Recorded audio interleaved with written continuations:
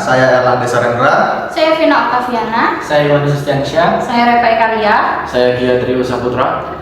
Jadi di sini kami akan menjelaskan cara penyelesaian korelasi pada SPSS. Uji korelasi menggunakan SPSS. Jadi tujuan dari presentasi ini adalah untuk memahami dan mengaplikasikan korelasi dengan menggunakan SPSS dalam konteks analisis data. Dan untuk materi selanjutnya akan dilanjutkan oleh Giatri Saputra. Mengapa penting untuk menggunakan uji korelasi? Yang pertama, untuk mengetahui hubungan antar variabel. Uji korelasi membantu kita untuk mengetahui apakah ada hubungan positif, negatif, atau tidak ada hubungan antar variabel dalam dataset kita. Yang kedua, untuk mengidentifikasi pola data. Dengan uji korelasi, kita dapat mengidentifikasi pola data yang mungkin tersembunyi dan mengungkap hubungan yang tidak terlihat dengan sekilas. Yang ketiga, validasi teori untuk hipotesis. Uji korelasi memungkinkan kita untuk menguji kecocokan data dengan teori atau hipotesis yang ada sehingga dapat memberikan pemahaman yang lebih baik tentang hubungan variabel. Metode dan langkah-langkah dalam melakukan uji korelasi dengan SPSS. Yang pertama, persiapan data. Memastikan data yang akan digunakan telah tersedia dan siap untuk dianalisis. Yang kedua, mengimpor data ke SPSS. Memasukkan data ke dalam SPSS untuk dilakukan analisis statistik. Yang ketiga, memilih jenis korelasi. Menggunakan SPSS untuk memilih jenis korelasi yang sesuai dengan jenis data dan tujuan penelitian. Kemudian yang keempat, menjalankan uji korelasi. Menggunakan SPSS untuk menjalankan uji korelasi pada data yang telah diimpor. Selanjutnya adalah interpretasi hasil uji korelasi. Yang pertama itu ada magnitude of correlation. Melihat beberapa besar hubungan antara variabel dalam skala korelasi. Yang kedua itu ada signifikasi statik, yaitu menentukan apakah hubungan antara variabel yang ditentukan adalah signifikasi secara statik atau hanya kebetulan skala. Yang ketiga itu ada pola keterkaitan, yaitu mengidentifikasi pola keterkaitan antar variabel menggunakan visualisasi seperti scatter plot. Next. Selanjutnya ada kesimpulan dan rekomendasi. Yang pertama itu ada menyimpulkan hasil uji, yaitu meringkas semua dari analisis korelasi untuk menggambarkan hubungan antara variabel. Yang kedua itu ada membuat rekomendasi, yaitu memberikan rekomendasi berdasarkan hasil uji korelasi untuk mengambil keputusan yang lebih baik.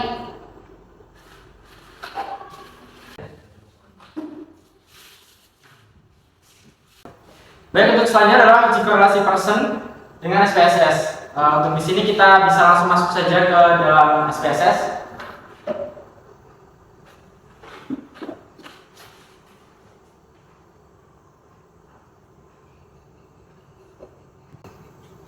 Baik, kita sudah masuk ke dalam SPSS. Langkah yang pertama kita bisa lakukan, kita buka di variable view. Lalu untuk name-nya, kita bisa isi dengan yang atas variable X dan yang bawah adalah variable Y. Nah, untuk label sendiri kita bisa lihat di data yang kita punya, yang kita masukkan itu data apa. Di sini data yang saya punya adalah data hubungan antara motivasi dan kinerja. Jadi untuk labelnya bisa kita isi dengan motivasi dan kinerja. Langkah selanjutnya adalah kita masuk ke data view, lalu kita kopikan saja data yang sudah kita miliki. Di bagian datanya saja kita copy.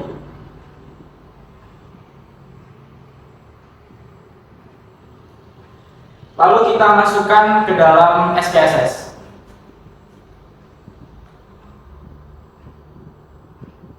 Nah, setelah data sudah kita masukkan, langkah yang selanjutnya adalah kita buka di bagian analisis. Kita cari korelasi. Kita pilih yang bivariate. Oke. Motivasi dan kinerja variabel ini kita blok, lalu kita pindahkan ke bagian variabel. Baik. Langsung kita oke. Dan di sini adalah hasil dari korelasi data yang kita miliki. Oke, untuk konsep dasar analisis korelasi, yang pertama adalah uji korelasi bertujuan untuk mengetahui tingkat kerataan hubungan antara variabel yang dinyatakan dengan koefisien korelasi R. Untuk selanjutnya, jenis hubungan antara variabel X dan variabel Y dapat bersifat positif dan negatif. Dasar pengambilan keputusan, untuk yang pertama adalah kita bisa menggunakan jika nilai signifikasi kurang dari 0,05 maka berkorelasi. Dan selanjutnya adalah jika nilai signifikasi lebih dari 0,05 maka tidak berkorelasi. Dari data yang sudah kita dapat tadi, di sini nilai korelasi kita adalah 0,000. Jadi dia termasuk ke dalam nilai signifikansi yang kurang dari 0,05 yang bisa kita simpulkan bahwa data tersebut adalah data yang berkorelasi atau berhubungan. Untuk pedoman derajat hubungan ada 5. Yang pertama adalah nilai percent correlation 0,00 sampai dengan 0,20 tidak ada korelasi. Nilai percent correlation 0,00 sampai dengan 0,40 korelasi lemah. Nilai percent correlation 0,00 sampai dengan 0,60 korelasi sedang. Dan nilai percent correlation 0,00 sampai dengan 0,80 korelasi kuat. Ini yang terakhir.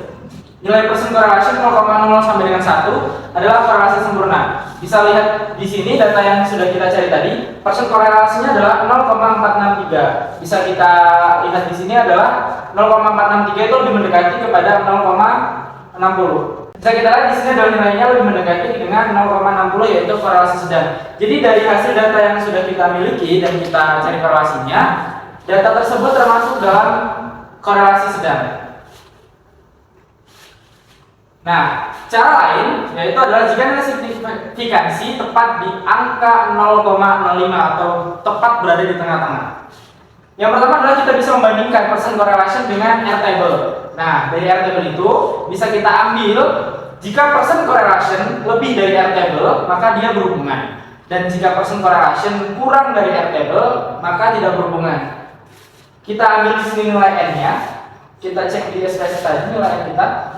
Slide atasnya itu. Nah, nilai N di sini adalah 53. Bisa kita langsung balik lagi.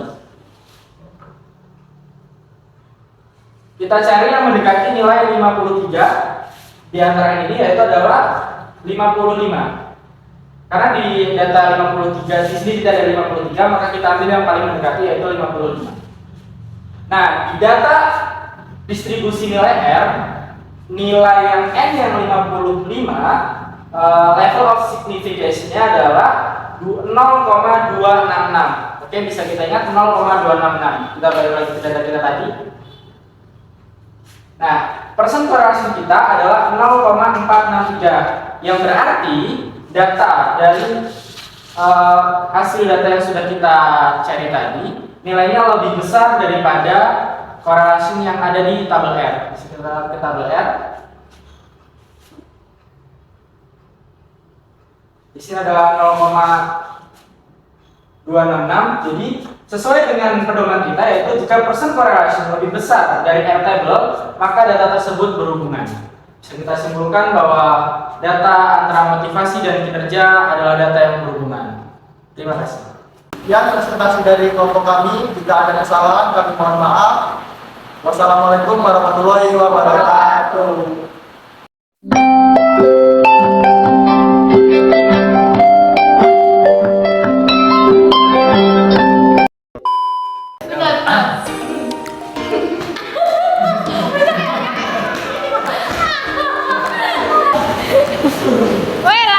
Hi kids, this is your dad.